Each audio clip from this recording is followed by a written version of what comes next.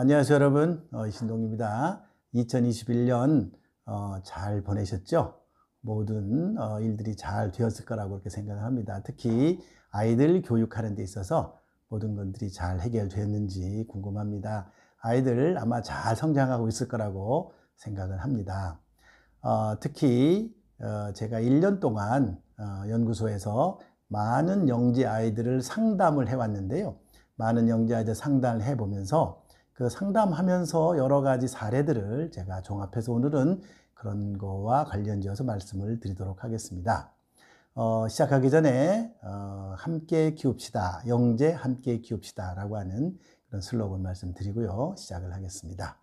그래서 오늘은 제가 말씀드릴 그런 주제는요. 고도 영재 아이들을 상담하면서 가장 안타까운 사례들에 관한 주제입니다. 아주 안타까운 사례들이었어요. 영재 아이들, 고도 영재 아이들 정말 힘든 아이들일 수 있습니다.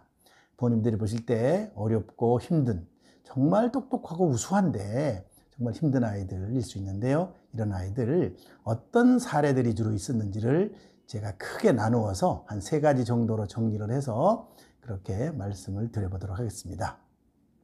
첫 번째 사례는 바로 심리적으로 불안정한 그리고 우울증 같은 걸 보이는 그런 아이들이 많이 있는 사례입니다.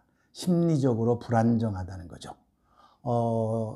우수한 아이들은요, 사실 지적인 능력이 대단히 높은 것이지 정서적으로 또 그 다음에 심리적으로도 그렇게 안정된 것은 아닙니다.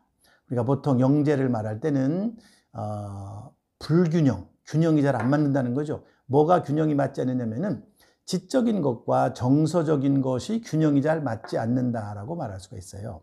지적인 것은 굉장히 높은데 상대적으로 정서적인 측면, 즉 심리적인 측면이 안정성이 좀 떨어진다는 겁니다. 보통 아이들보다도 수준이 더 낮을 수도 있어요. 그래서 항상 문제가 되는 겁니다. 특히 이와 관련돼서는 과행동 같은 게 많이 보이고요. 주의력 결핍 같은 게 많이 보이고요. 그런 아이들이 굉장히 많았어요. 상담 사례에 오면은요, 그 우수한 아이들인데 우리 아이는 정말 산만해요. 그래가지고 병원에 가서도 뭐 진단도 해보고 뭐 여러 의사 선생님들을 만나봤더니 ADHD라고 그러더라 이렇게 얘기하는 사례가 많은데 제가 보는 관점에서는 ADHD가 아닌 사례들이 많더라고요. 그 아이를 ADHD로만 보면 그렇게 볼 수 있지만 그러나 제가 볼 때는 ADHD 같지가 않고 우리가 보통 과흥분성이라고 그러거든요. 신체적인 과흥분성을 보이는 것이지 특히 우수한 아이들 신체적인 과흥분성을 많이 보이거든요. 이런 신체적인 과흥분성을 말하는 거지 그 아이가 정서적으로 그렇게 심각한 문제가 있는 건 아닌 것 같은데 엄마들은 걱정을 굉장히 많이 하시더라고요. 또 이렇게 높은 지적 능력을 가지고 있는 그런 아이들은 고독을 굉장히 즐겨요. 그러니까 고독, 혼자 있는 걸 좋아한다 그런 얘기죠. 고독을 즐기고 혼자 있는 걸 굉장히 좋아해요. 혼자 있는 시간 가지려고 많이 애를 써요. 그러다 보니까 얘가 혼자 어떤 상상의 세계 속에 빠지거든요. 상상적인 과흥분성이라는 게 있거든요. 그래서 얘네들이 어떤 측면에서 보면은 심리적으로 불안정해 보이는 그렇게 보이는 경우도 상당히 있어요. 그래서 엄마들이 걱정을 많이 하시는데 이런 부분은 우수하기 때문에 오는 그 우수함에서 부산물로 나타내는 그런 어떤 결과이다 이렇게 생각하시면 좋을 것 같습니다. 그래서 좀 마음을 편하게 가지시고 시간이 지나면서 조금씩 좋아질 거라고 생각을 합니다. 그래서 그런 부분 특히 우수하지 않으면 경험하지 않을 그런 사실들을 우수하기 때문에 그런 현상들을 보게 되는 그런 일이라고 생각하시면 조금 더 마음이 편하실 거고요. 그 우수한 아이들이 그래서 심리적으로, 정서적으로, 그리고 불안정해서 심지어는 우울증, 흔히 어떤 아이들 보면 뭐 틱 같은 거를 보이는 아이들이 굉장히 많아요. 강박관념 같은 거, 이런 것들이 굉장히 많이 있습니다. 그 다음에 두 번째로 상담 사례를 보시면은 두 번째는 뭐냐면 학교나 친구들에게 부적응한다 그런 사례들이 많았어요. 학교나 친구들이 부적응해요. 그 학교와 친구들에 부적응한다고 하는 거는 일단 첫 번째는 이런 거예요. 학교에 가서 학교의 규칙, 선생님이 지시사항을 잘 안 따르는 것이죠. 그런 것이 가장 큰 문제점이었고요. 두 번째는 승부욕이 너무 강해. 그래가지고 도대체 앉으려고 그래. 지구는 못 빼기는 그런 아이들이 있는데 그것도 사실은 큰 문제점이 될 수가 있어요. 그리고 또 상대방에 대한 배려가 부족해. 자기 혼자 독단적이야. 이런 것들이 굉장히 많고요. 이런 것들이 사실 굉장히 상담에 많이 나타났던 그런 얘기입니다. 그래서 너무 승부욕이 강하면 사실 리더가 되기 어렵죠. 승부욕이 강해서 이기려고 하는 건 굉장히 좋은데 같이 해야죠. 혼자 하다가 보면은 잘할 수 있지만 계속 잘하기는 어렵죠. 그래서 많은 사람들하고 같이 협동과 협조를 해야 되는데 그게 안 될 수밖에 없어요. 배려 정신이 없어요. 그러니까 또 친구들한테 배려. 친구들은 뭐 어떤 사람을 좋아하냐면 배려 잘해주는 사람을 좋아하죠. 그런 사람이 친구가 많아요. 남한테 져주고 양보해주고 이런 게 있어야 되는데 이 우수한 아이들은 그게 잘 안 돼요.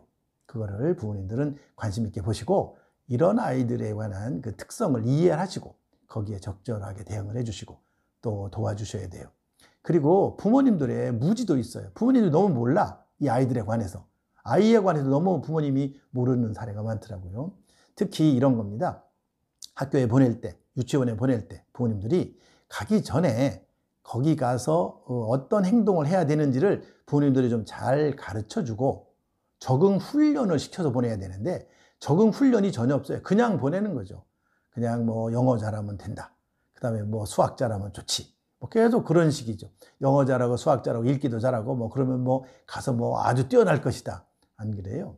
그런 것도 잘해야 되겠지만은 그러나 상대방에 대한 배려, 그 다음에 규칙을 지키는 것, 선생님의 지시를 잘 따르는 것 이런 것이 있어야 학교에 가서 적응을 할 수가 있는 것이죠. 그래서 엄마들이 학교에 보낼 때나 또 유치원에 보낼 때나 미리 그 아이한테 이러이러한 것을 꼭 지켜야 된다. 네가 그리고 친구들하고 만났을 때는 양보할 줄 알아야 된다. 라고 하는 거를 미리 잘 아이한테 가르쳐서 보내야 되는데 그게 잘 안 되는 경우가 굉장히 많아요. 이거 부모님들이 이런 걸 모르시면 안 됩니다. 이 아이가 잘 적응할 수 있도록 만들어 주실 필요가 있어요. 우수한 아이들 적응이 안 되는 사례가 굉장히 많거든요. 이게 바로 여러 가지 상담 사례로 나오는 일이 굉장히 많았습니다. 이런 것들 부모님들 관심 가지고 조금 잘 지켜보시면서 고쳐주시고 그게 안 된 아이들은 내년에 이제 또 학교에 가는 그런 아이들 또 뭐 유치원에 가는 아이들 다 어머니들이 좀 이런 훈련을 시켜서 적응 훈련을 시켜서 보내주시면 좋을 것 같다고 생각합니다. 그 다음에 세 번째는 이런 겁니다. 학업 성취가 기대 이하인 경우입니다. 학업 성취가 기대 이하인 경우. 기대 이하인 그런 사례들이 많아요. IQ는 굉장히 높아요. 상위 1%, 상위 0.5%. 굉장히 잘해요. 영어도 굉장히 잘해. 수학도 잘해. 그런데 학교에 가서 학업 성적을 받아보니까 학교에서 나오는 그런 성적들을 받아보니까 생각보다 못해. 어떤 아이 이런 애가 되게 많거든요. 수학을 굉장히 잘하는 걸 알고 있는데 쉬운 문제를 막 틀려. 쉬운 문제를 막 틀리고 어려운 문제는 맞는데 쉬운 문제는 틀려. 도대체 우리 아이는 왜 그런가요? 쉬운 문제는 틀리고 어려운 문제는 맞고. 그래요. 맞아요. 그거는 바로 뭐냐면 문제를 풀거나 문제를 해결하는 그런 기술이 부족해서 그럴 수도 있고요. 그 다음에 문제를 가볍게 취급해서 그럴 수도 있어요. 그 문제를 대하는 태도, 그러니까 학교에서 공부를 하는 그런 태도, 수학이면 수학, 과학이면 과학, 국어면 국어에 관한 아이의 학습의 태도가 굉장히 중요해요. 그 학습의 태도가 나쁘면요, 좋은 학업 성취를 거둘 수가 없어요. 지적 능력은 높지만 그러나 학습에 관한 태도가 불량하면 좋은 성적을 얻기가 굉장히 어렵고요. 그래서 선생님으로부터 좋은 피드백을 받기가 대단히 어려워요. 이렇게 성적이 나쁘게 되면 부모님도 어떤 생각을 하냐면 아니 우리 아이 이래가지고 고등학교 가서 제대로 공부를 하겠어? 또 기대하는 대학에 갈 수 있겠어? 이런 우려까지를 막 연결해서 그냥 비약적으로 생각을 하게 되죠. 맞습니다. 그러나 그 너무 걱정을 하지 마시고 아이를 차근차근 아이는요 초등학교 다닐 때부터 중학교 때 뭐 한 6년이라는 시간이 필요하잖아요. 그때는 많은 변화가 있습니다. 많은 변화가 있기 때문에 차근차근 너무 서두르지 마시고 너무 급하게 생각하면 잘 될 일도 안 되거든요. 그래서 차근차근 하고요. 아이는 얼마든지 변화될 수 있다 하는 것을 늘 염두에 두시고 그 변화 가능성을 기대하시고 특히 IQ가 높고 우수하기 때문에 방향만 잘 잡아주면 됩니다. 너무 엄마가 요구하는 것을 100% 따르라 그렇게 하지 마시고 우리가 목동이 양을 몰고 갈 때 넓은 범위 안에 들어오게 만들어야지 그냥 그 길로만 따라가게끔. 양이 한 줄로 갈 수가 있나요? 아닙니다. 양은 한 줄로 일렬로 갈 수가 없어요. 넓은 범위에서 이렇게 범위를 주고 그 안에서 이렇게 몰아가도록 해야 됩니다. 그래서 아이들의 학습 문제도 그래요. 때로는 좀 못할 때도 있고요. 때로는 좀 잘할 때도 있지만 그런 거를 잘 몰아서 아이가 종국에 결과적으로 잘할 수 있도록 만들어주는 것이 굉장히 필요하다, 그렇게 생각을 합니다. 아이를 키운다는 일은 많은 노력이 필요하고요. 그리고 또 아이만을 위해서 우리가 하면 안 돼요. 다른 아이도 생각하셔야 됩니다. 우리 아이만을 생각하시면 안 되고 다른 아이도 생각하면서 그렇게 키우는 부모가 되면 좋을 것 같습니다. 오늘 제가 말씀드린 사례 3가지 부류, 3가지 카테고리에 관한 걸 한번 정리를 하면, 첫째는요, 심리적으로 정서적으로 불안정하고 또 심지어는 우울증을 경험하는 그런 사례가 있었고요. 둘째는 학교나 그 다음에 친구들에게 부적응하는 그런 사례가 굉장히 많았습니다.